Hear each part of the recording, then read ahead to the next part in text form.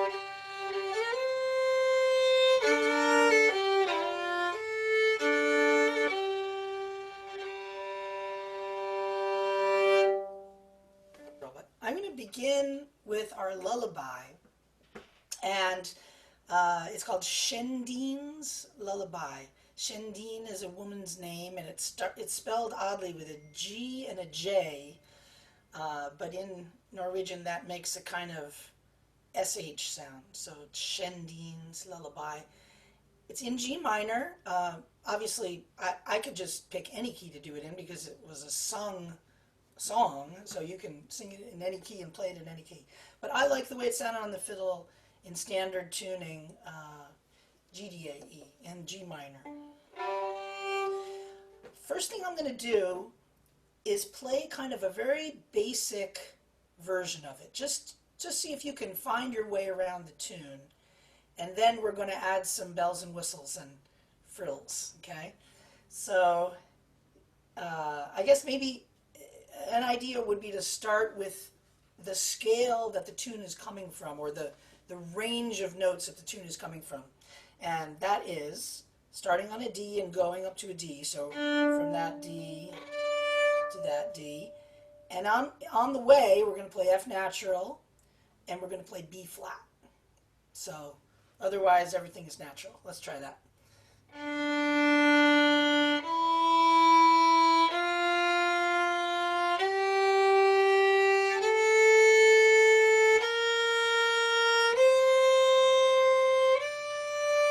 And back down.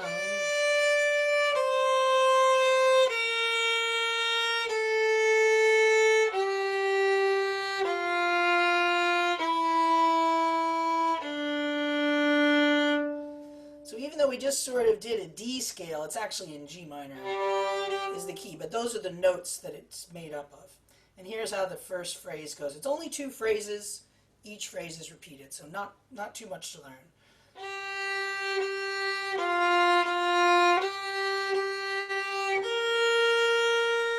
Let's try that.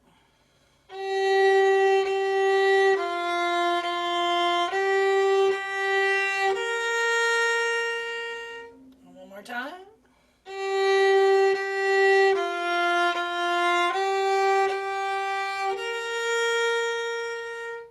Okay, and here's the conclusion of the A part, I guess you could say.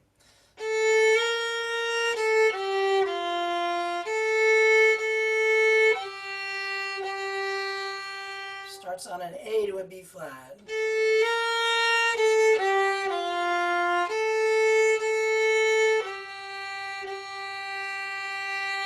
Again.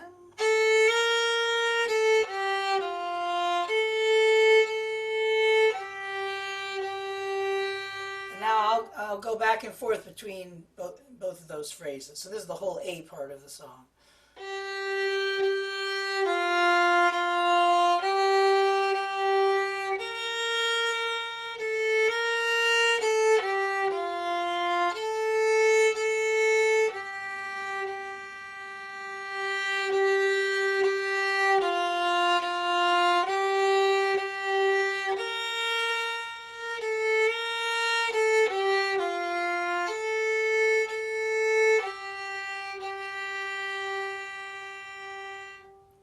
Okay, twice more, and then we're going to go on.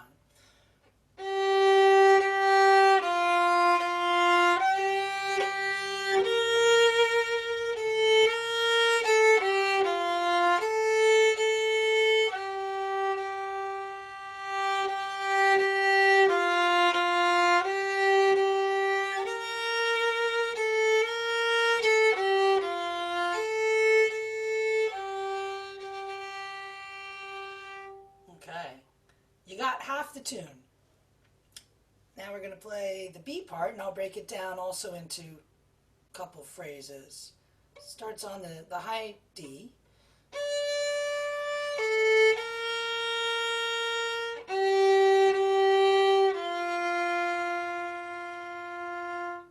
So let's try that together. D, A, B flat, G, G, F. Here we go.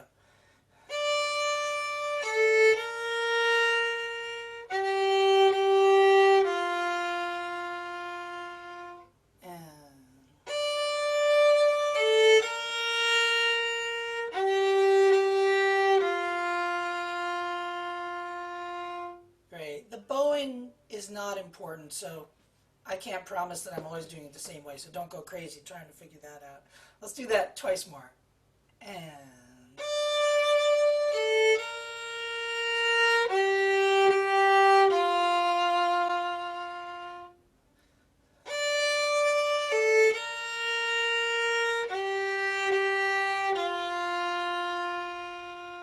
Okay, now it gets a little bit complicated. This is the last phrase. And those notes might be worth going over. So it's D, G, C, and then it goes down the scale.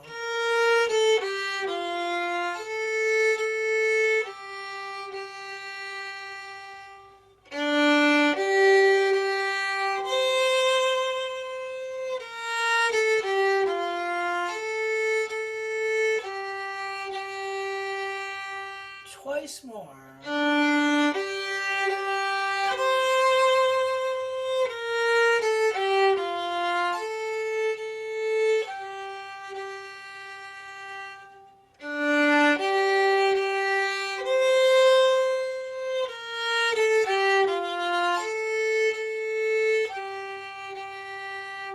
Alright, so now I'm going to put the B part together. Remember we started... Okay, so we're going to start there and go all the way to the end. Here we go.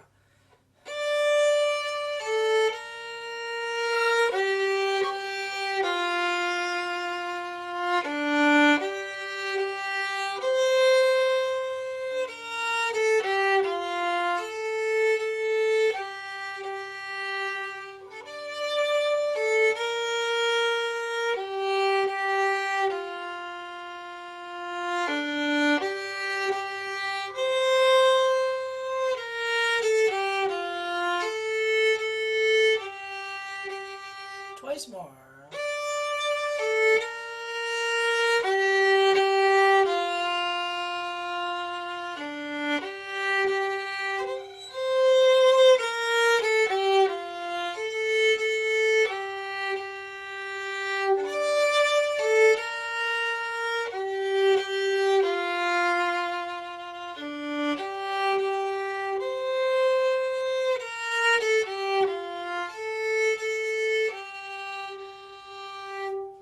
Okay, so that's the basic tune.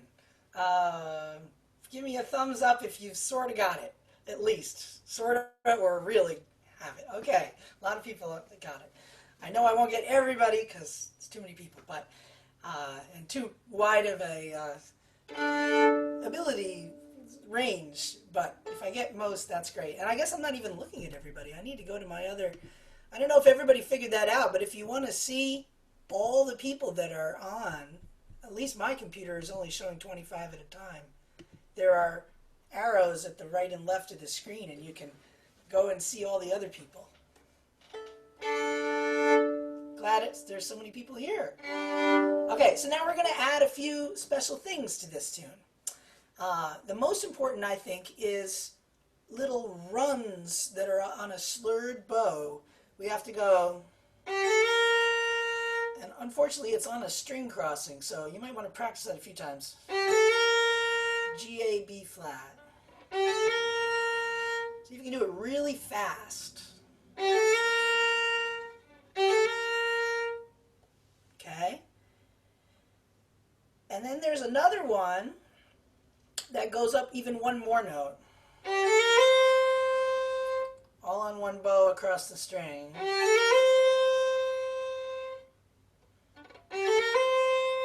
I don't know if it'll be an up or a down. We'll find out. All right, so those are some little grace notes that get put in, and I'll show you where. I'll play the tune once, and you'll hear where those go, and then we'll do it together. So that's the shorter one.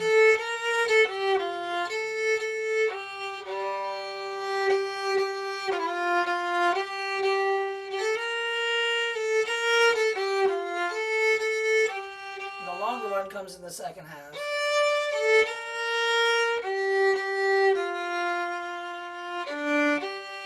Here it is. Remember, before we just went from the start point to the end point. Now we're going to roll it.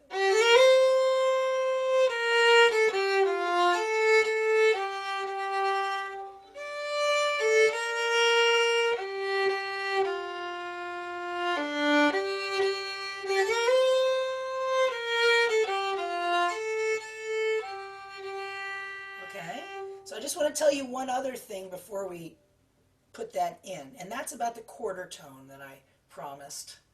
So here's F natural, and here's F sharp. There's a very long way between F natural and F sharp. I could play F a little bit high, or a little bit higher, and now I'm at F sharp. And there's, I don't know, I've heard in some kinds of Indian music from India, you have 12 different notes within that half step. Imagine being able to control that. Luckily, you don't have to right now. You can just lean a little bit. And I think when I lean, I'm closer to F than I am to F sharp. That's what sounds best to me. But you can put it wherever you like, because I can't hear you. We'll all be making our own quarter tones. So we're going to add that. Every time you play that F, try to get it a little bit out of tune, which will be pleasantly in tune to people from Norway, at least.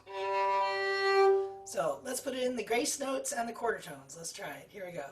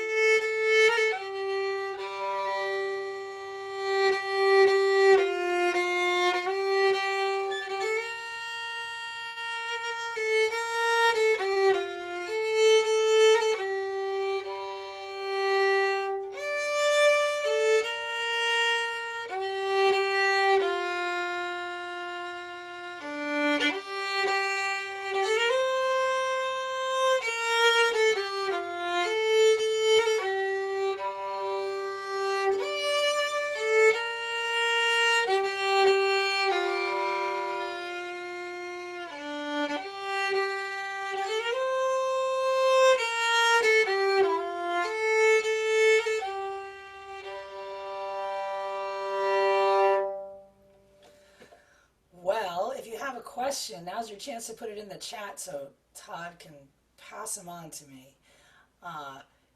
Next layer we're going to add is drones. And most of the drones we're going to add are just open string, just open G and open D, because they're handy, and the thing is in G, D is also in the G scale and a very important note in the G scale, so those drones will just sound nice. Let's do it once with drones. Or I'll do it once for you, just so you hear what I'm thinking.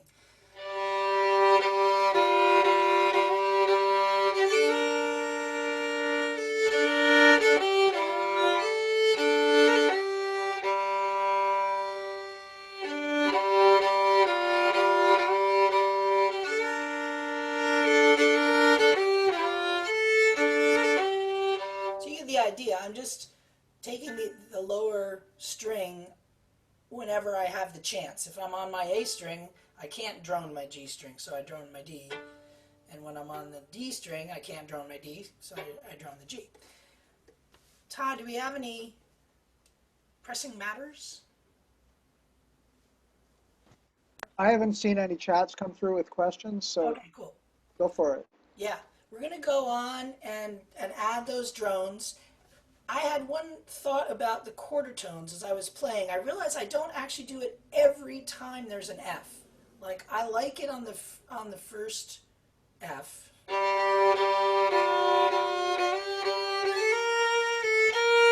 But there I play regular F. You don't have to do that, but that's what I was doing. And the same over here, I think I do it at the end. Oh, I do this one. I kind of really lean on that quarter tone. But this one, that's a regular F. Or at least almost regular. Yeah. So, So have fun. Laurie, Yeah. there was one question from Cynthia about the use of drones. So check your chat. Check your chat. Okay. Yeah, good question. She asked if they're used liberally or sparingly. On the Hardanger fiddle, you almost always drone. At least from Telemark, which is the region maybe most famous for using the Hardanger fiddle. It's almost 100%. Every now and then there's a note that isn't droned. And so some of the drones are actually not just open strings, but double stops where you have two fingers on. But there are other parts of Norway where you drone, I don't know, 25 or 50% of the time. So it's this tune is famous throughout Norway. You can play it any way you like. I think on my recording, the one that I put in that folder, as I remember it, actually I can't remember now. Sometimes I like to play sort of naked notes, because in a way they're more powerful. So I think it's just up to your creative ideas. On that recording, I do play it up an octave also, and it's sort of spooky sounding up there with lots of reverb and stuff. Anyway, let's play it a couple times, then we're going to move on to another tune.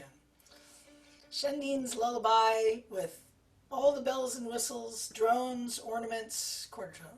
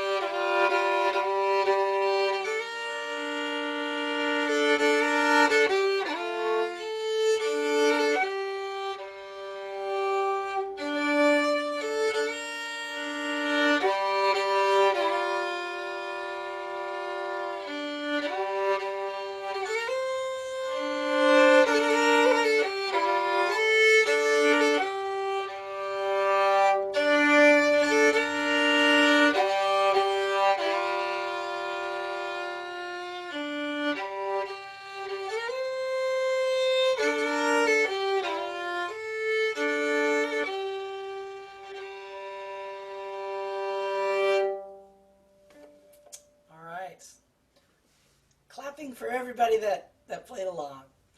All right.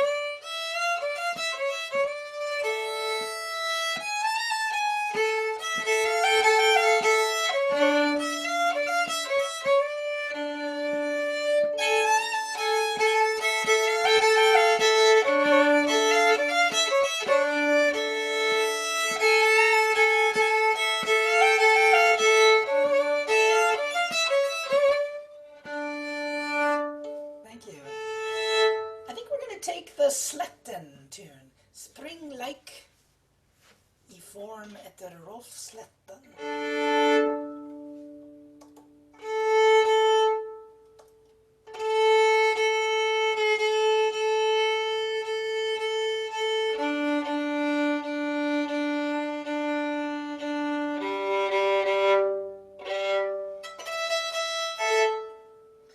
So Todd, same story. If there's questions that show up 10 to 15 minutes in, cut in and let me know. Right, so in about 15 minutes? Yeah, 10, especially okay. if or earlier, especially if a lot of people are saying too fast or same question or something like that, then I'd like to. Okay, It's very odd to teach without feedback.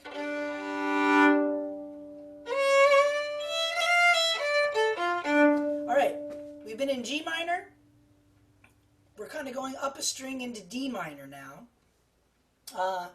Same thing, I'd like to take a kind of scale that I sort of made up here that uses all the notes of the tune, just so that you are kind of on your instrument in the right place.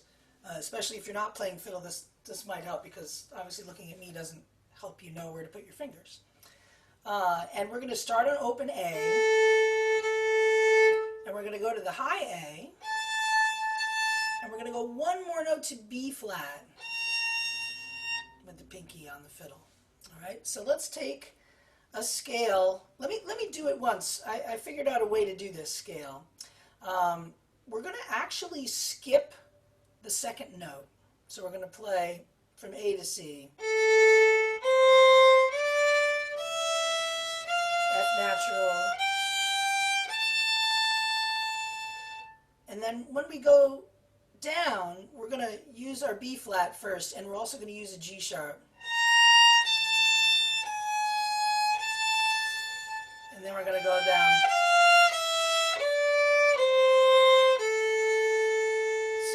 So this scale normally has G, but sometimes it has G sharp. So we'll be using both. So I'll say the notes as we play them. And there's A, C, D, E, F natural, G natural, A, and then B flat, back to A, and G sharp, and back to A. And then we take the same road down that we went up. A, G, F, G, C, and skip to A. So there's our palette of notes. Let's do that a couple of times.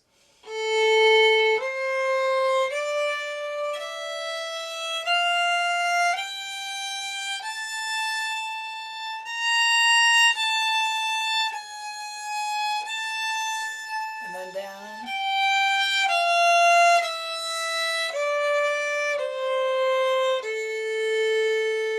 One more time.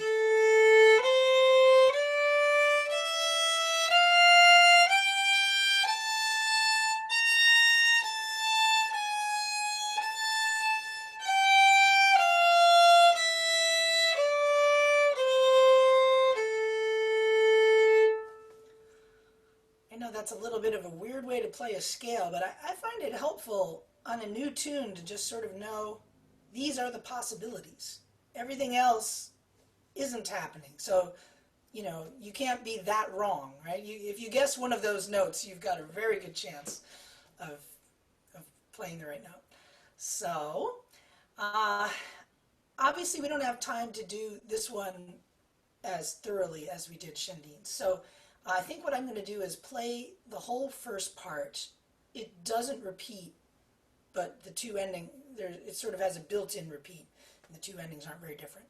So I think if we play that A part round and round several times, you know it has those notes in it, and then we can look at the bowing later. But let's see if we can find the notes of this A part. I'll play it once and then you can join.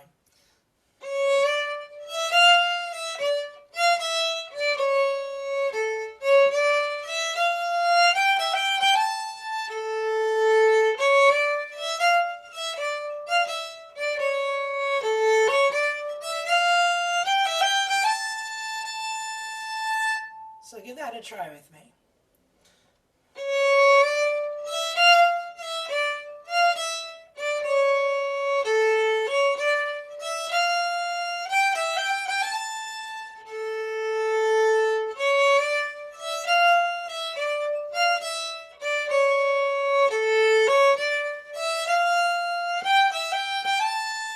And again.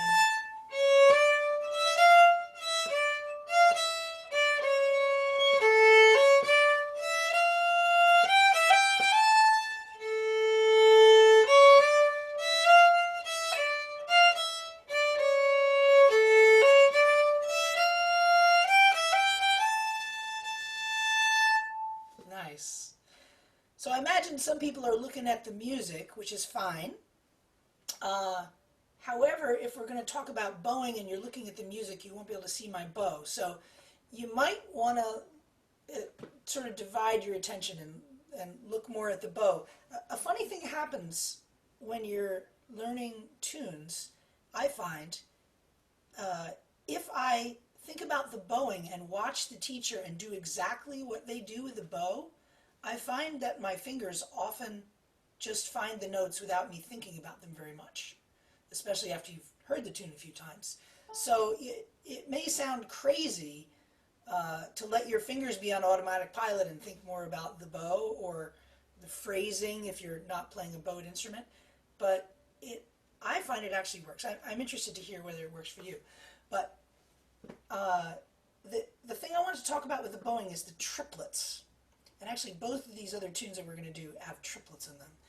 And there's a kind of bowing, in Sweden it's called lappnils bowing.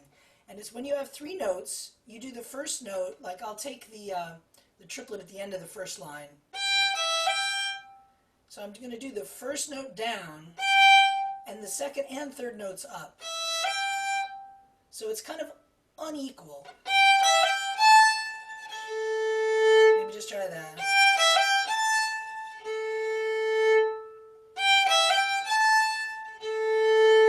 So that's a lappnils bowing.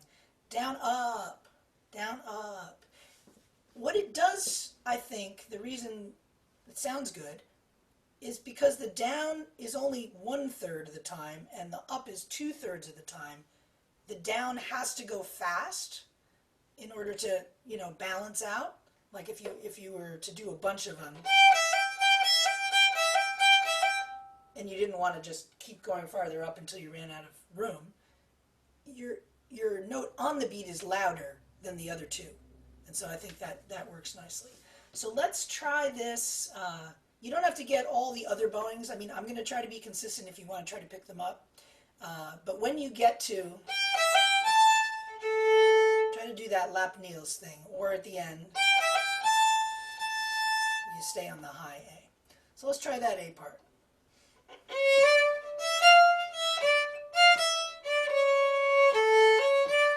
Here it comes.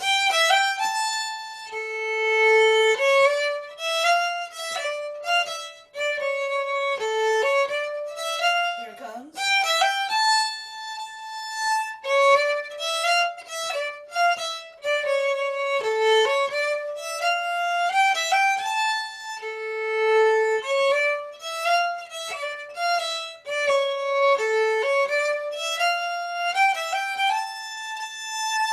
Sorry, I've been doing bowing variations on the other parts.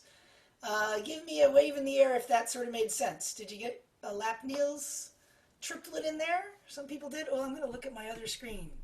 All right, wave again if you didn't wave before. Okay, some people are waving. Most people are waving. Yay. All right, I'm going back to where I can see myself a little bit. So, a thing that Norwegian fiddlers like to do is bowing variations. And often you play the thing one way sort of normal, and then the second time, this isn't just in Norway, but lots of traditions do this. The second time you sort of mix it up a little bit. So what I'm doing here, a lot of the time I'm going down, up, down, up, down, up, down, up, down, up. That's kind of a standard bowing for Scandinavian music.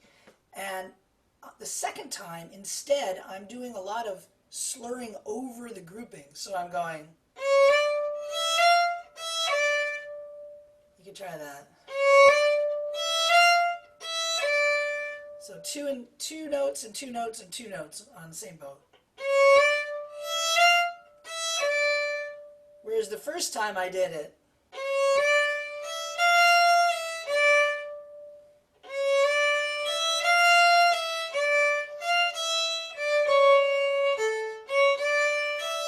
lap kneels, and now the slurring over.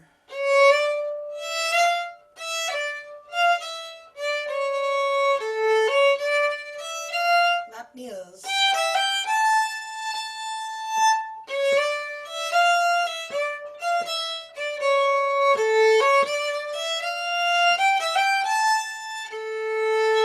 Variation.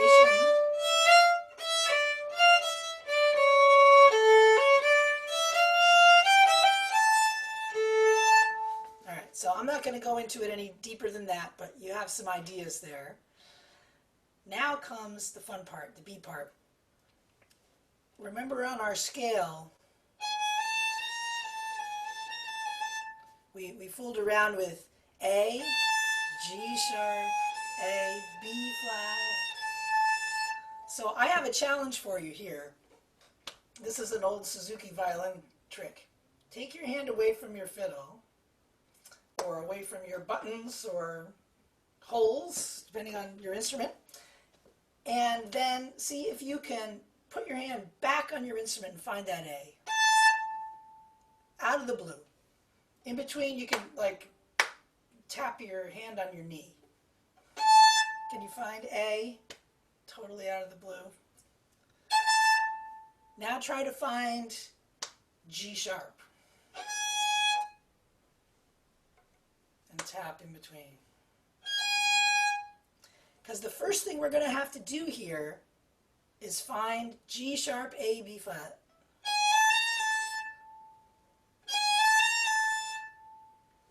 And that's not very common to have those notes all clustered together like that. So I think it's worth just seeing if you can find them from nowhere.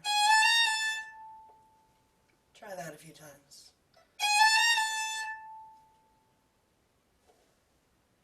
Four notes in one bow. 1, 2, 3,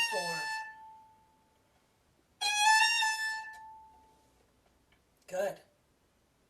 I'm going to play you the B part. Here's the B part of this tune. And while I play, I'm going to tap my foot. Can you hear that? Okay.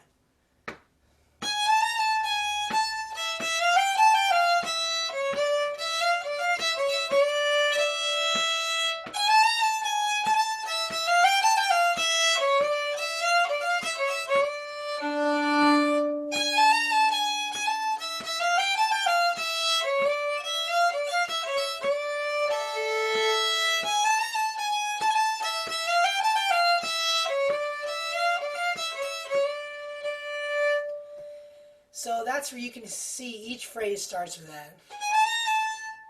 Okay, so if you get that, you'll be in a good position to go on. So that's why I spent a little time on that. The other thing that's kind of odd about this music, if you're not used to Swedish and Norwegian music, is that the second beat isn't always where you think it should be in 3/4 time, right?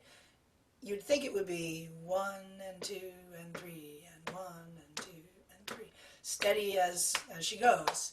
But instead, the second beat is just a hair early. So, and I hear it especially in the B part here.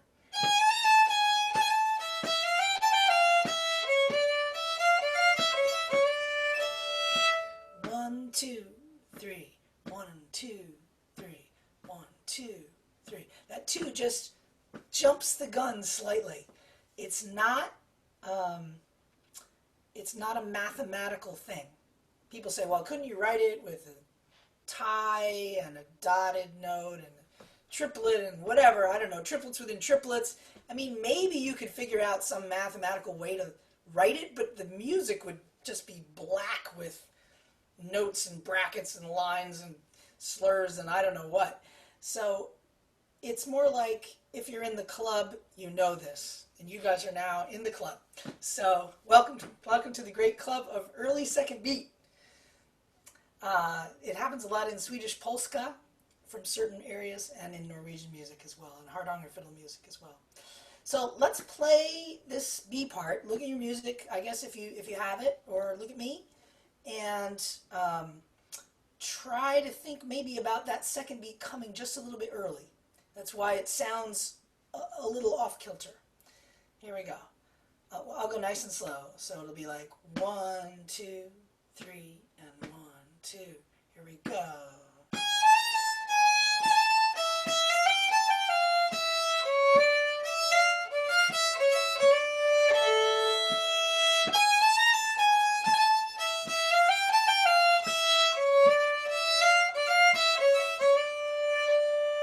You might have noticed some lapneels bowing on the triplets.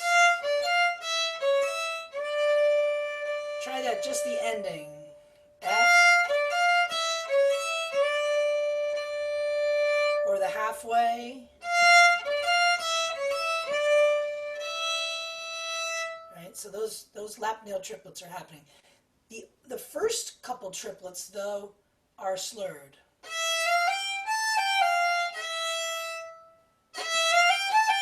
The ones in the second measure and the 1, 2, 3, 4, 5, 6, second and sixth measure, it's 3 notes to a bow.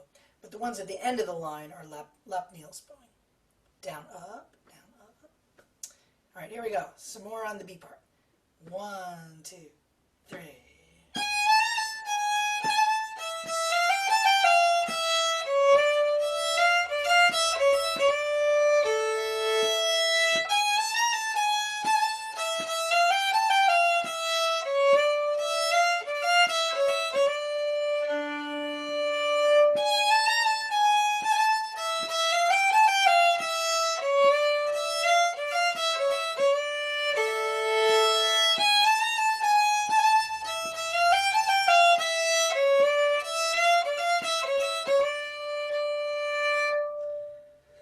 This might be a good time to ask a question.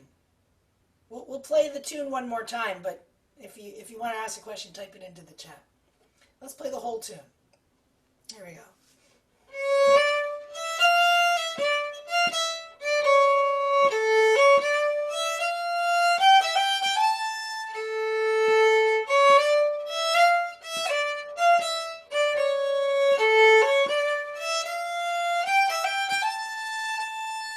Don't repeat, go on.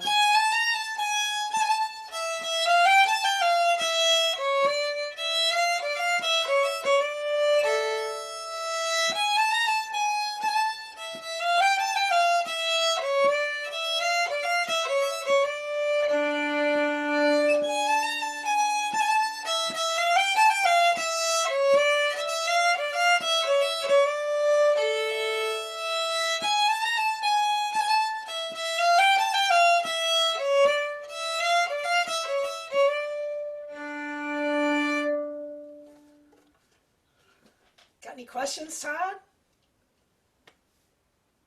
Can't hear you. You're muted. Sorry, there we go. Okay, yeah, there is one question for you from Amy McFarland. Take a look in your chat. Oh, okay. I guess I could just be doing that myself instead of bothering you. It's okay, it's fine. Andy, okay, in the music on the second beat, it is written as 2/8 notes. A, G, yes. It sounds like you're playing a 16th and dotted eighth, yes, with the emphasis on the second note. Yeah, and how would you write that? I mean, I guess you could make the first one short.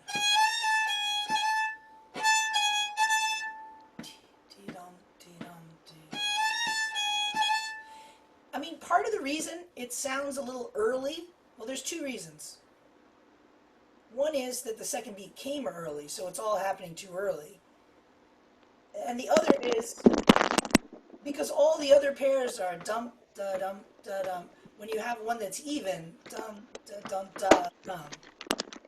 Even if it is really even, it sounds early because it's compared to all the other ones that aren't. But yeah, I can see that maybe you might want to write it with a 16th and a dotted 8.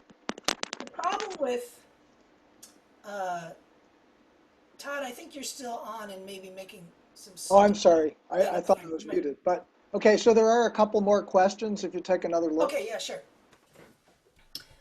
Anyway, so yeah, I can see you writing with that. The problem with using the whole dotted eighth and 16th to try to write this music is that to a mathematician, a math student, it would suggest that there's a 3-to-1 ratio between the notes, but I think it's more like 2-to-1. And there is a way to write that using triplets and ties, but it's very clumsy. So I use the dotted eighth and a 16th as just to make the music look clear and to say, oh, this one's longer, this one's shorter. Not that it's a 3-to-1 ratio. Okay, let's see. 4 notes to a bow beginning of B. Yes. Yes. Could you play the first 2 measures of the B part slowly? Yeah. They are wild timing. The only way I could ever know how to play this is because I've danced to it. Well, I mean, not the only way. I'm hoping that you guys can learn how to play it too. But I've listened to it a lot and I've moved my body to it on the dance floor, and that really helps.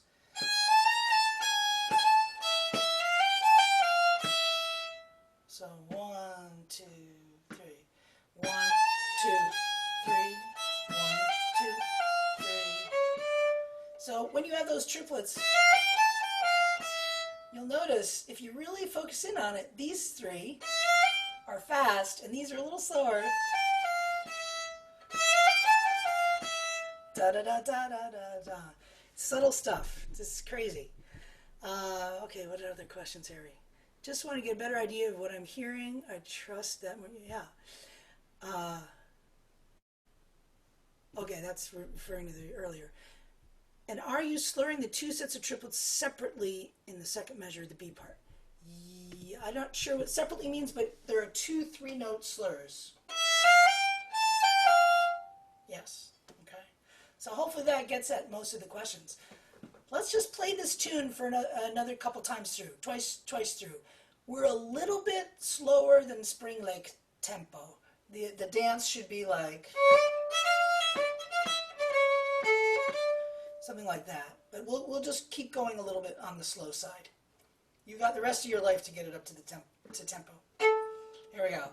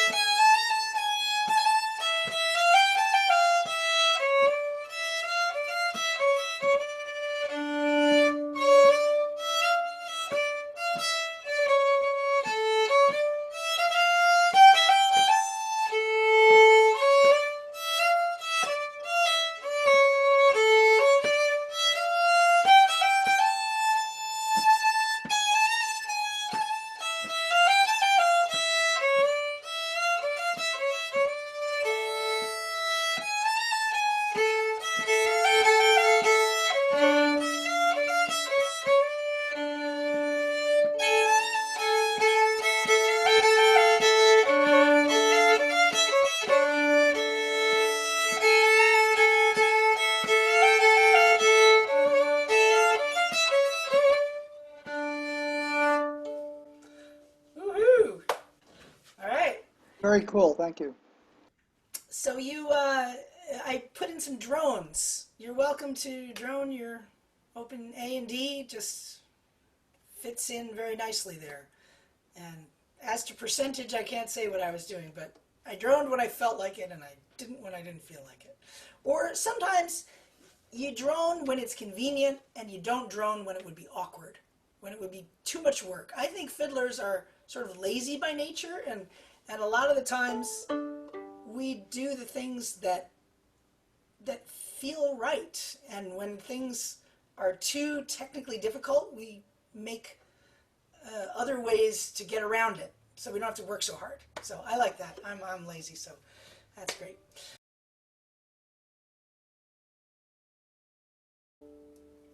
Polsdans from Indherred.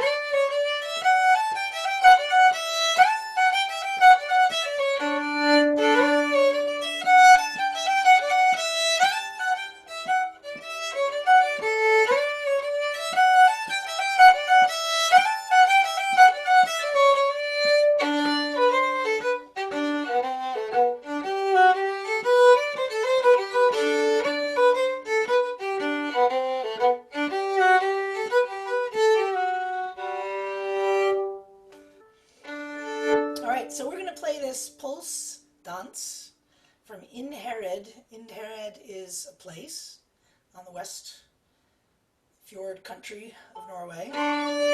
And it's just a cheerful little tune. It's the one I played the other night at the welcome gathering. And it's in two different keys. So it starts in G.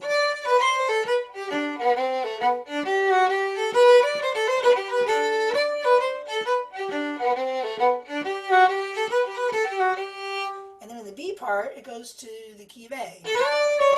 No, the key of D, sorry.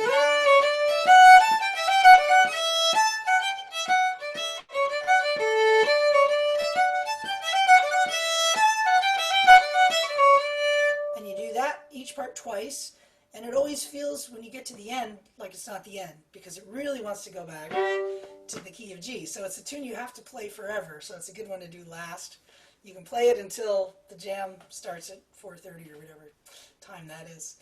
But actually what I usually do is I play an extra A part at the end, so that it kind of feels like it comes home. Nothing terribly weird about the rhythm of this tune. It's in 3, but it doesn't have that early second beat. It's just a fast, even 3. But what do you call this bowing? Here's a quiz. And if you said Lappnils, you're right. That's the Swedish name for it, at least. I don't know the Norwegian name. So take the last measure. We'll just look at the Lappnils spots, and then we're going to play the whole thing. The last measure of the first line. 2 Lappnils triplets. Let's try that measure a few times. One more.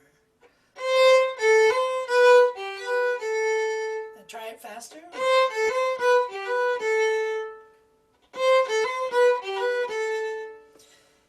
These special bowings never really take account of string crossings. You just have to be fast at crossing your strings. They don't make it easy for you. Contrary to what I said about fiddlers being lazy. Okay, there's some Lappnils in the second part also. What do you know? It's the same note, it's just up a string.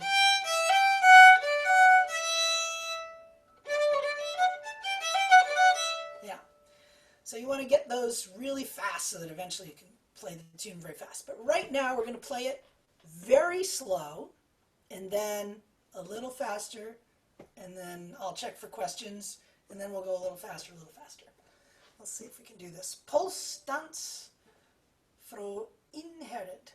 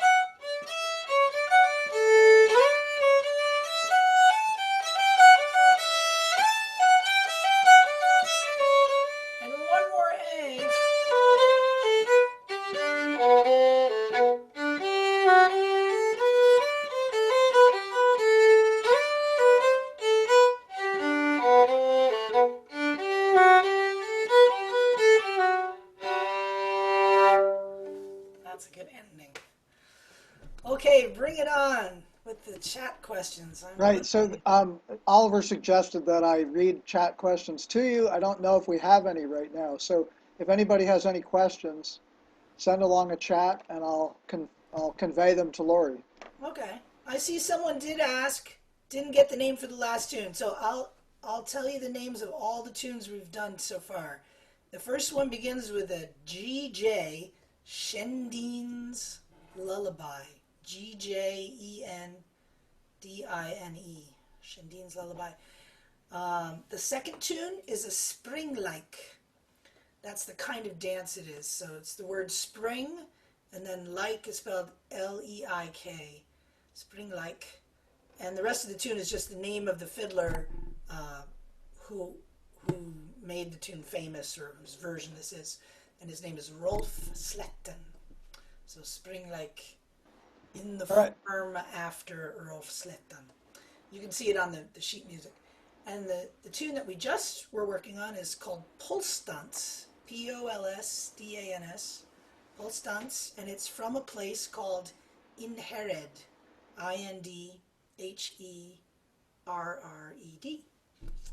Okay, some questions are coming in. You wanna tell me them, or? Right. I'll read a few to you. From Ellen in Maine, she says, "How do you spell the triplet bowing?" Oh, Lapnils, right. L-A-P-P-N-I-L-S. So Niels is a first name, obviously. I mean, you guys probably, there's a Vermont caller called Niels. Except Right, He says Nils, right? I always call him Niels Fredland. right. He says Nils, but Yeah, he says Nils. Lapp is a reference to Lapland, which is the very northern part of Scandinavia. It includes parts of Russia, Finland, Sweden, and Norway, and it's known as Lapland. And so the sort of old name for that ethnic group is the Lapps, but nowadays they prefer the name Sami, Sami. So the Sami people used to be known as Lapps. So Niels must have been a Lapp, a Lapp, right. Lapland. So Ellen's follow-up question, is that a single word, the name for it? Hyphen between, Okay. Lapp hyphen Nils. All right. So here are some other questions. What is the slur type fill leading up to the beginning of each section? Oh yeah, I was kind of doing a little just.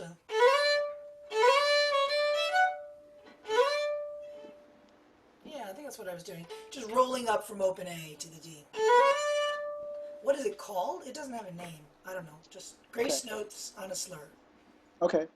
So the next question is, can you put the sheet music in your folder for the lullaby, please? I will. I will work on creating it after this.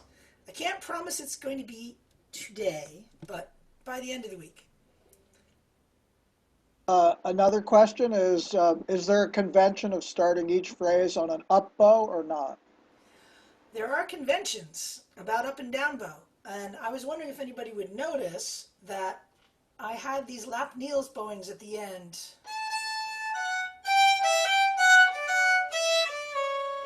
This one, it wasn't lap Niels. And that's because I really want the very last note to be an up bow. Pretty much in all polska, Springleik, pulse type tunes, you want to end up so that you can start down. And in fact, almost every Swedish or Scandinavian tune I can think of ends on an up bow. Uh, just that's the habit. So you might start up, but it's because it's a pickup note, and you actually want you want the downbeat to be a down bow at the beginning of the phrase. And really, very often you want bars to start on down bow. So Not many questions in a row here, but Oh, goody. one of them is how do you spell the word for the bow? You explained. This is from Suzanne. Did already. Lap Niels. Okay, that's good. So here's another question. So every triplet on the sheet music is down bow, then two up bows. Nope. Many of them are. In this tune, the Polsdans, everyone except the last of every part. So the last measure of the A and the last measure of the B, do your triplet on one bow. Or down, up. Good. Todd, you muted yourself again. I'm sorry. That's okay. Thanks for telling me. Here's another follow-up question from Suzanne is, does it matter whether you start the tune with a down or up bow or a slur? How much variation is there, I guess I would add. I would say that the first beat is always starting on a down. The first beat of the measure. I think that's a hard and fast rule. Certainly is for all these tunes we've been playing today. All right, let's play this tune twice through, and then I will look at questions, and if people want to stick around and get their questions answered, they can. Okay. Polsdans from Indherred.